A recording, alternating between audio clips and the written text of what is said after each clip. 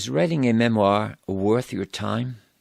Worth the time to write, I repeated, raising my voice into a question, when a man said to me recently that most people didn't have a memoir that was worth their time to write. Not only is every life worth writing about, I countered, but the writing of memoir is a healing and developmental process for the writer. There is something precious in the telling of every tale, and I've never met anyone who wasn't happy to have a memoir of a father or a mother. Let me say, first of all, that it is appropriate to consign some stories solely to family readership. There is nothing wrong with a small audience. The value of any piece of writing is not measured by how many people, the total numbers, who have read it. This emphasis on size is a spin-off of the commercialization of worth. It is a result of the creation and promotion of the superstar in our culture.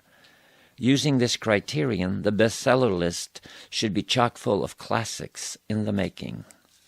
The worth of a memoir is better measured by the inherent value to the writer and to its selected audience. The act of writing will change you and your relationship to your life. Writing is significant for itself. That said, I think it is also possible to reach a larger audience. Here are 4 suggestions to make your story appeal to a larger public. 1. Write a story that is truly well written and whose reading, the prose itself, will bring joy to your reader.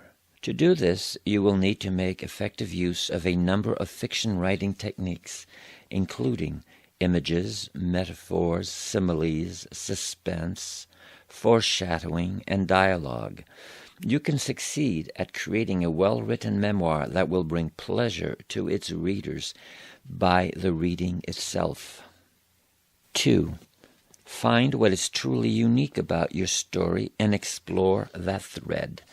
Perhaps you were a prisoner of war, or you have given birth to quintuplets. People love to read about a personal experience that is different and unique. And it is highly probable that you have done something in your life that is unique, even if it is only during a small portion of your life.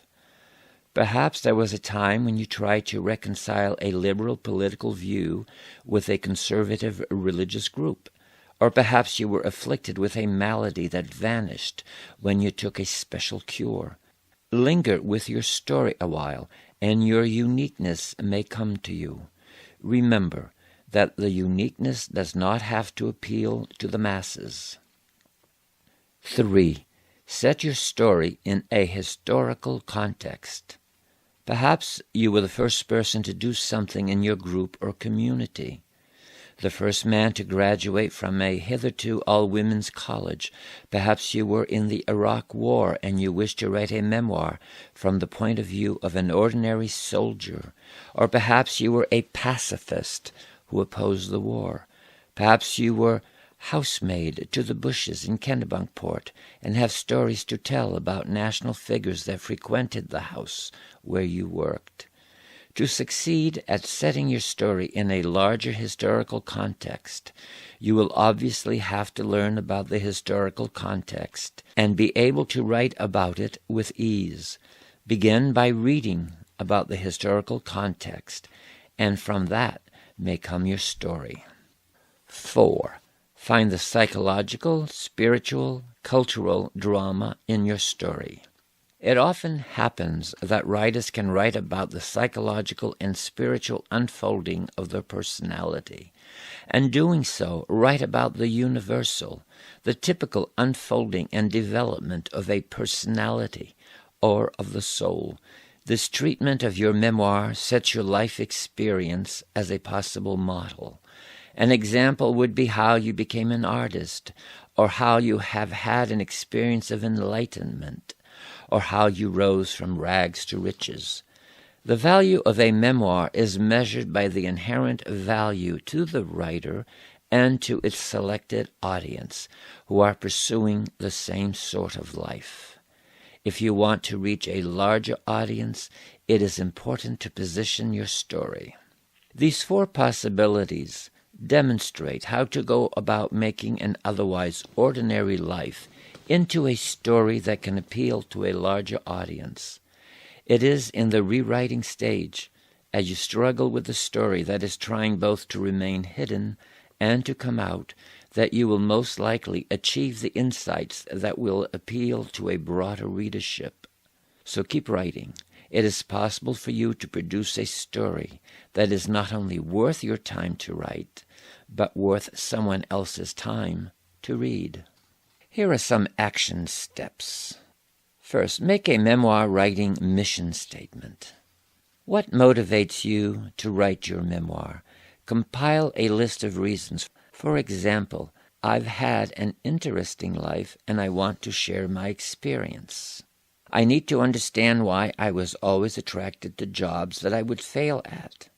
Does this list you have compiled include reasons that will motivate you to keep writing? Now place the items from your list of motivators in a mission statement. This statement can begin with, I am dedicated to writing my life stories because ... This mission statement, which will list benefits you foresee in taking on this project, is likely to change as you pursue life writing and become more and more aware of its possibilities.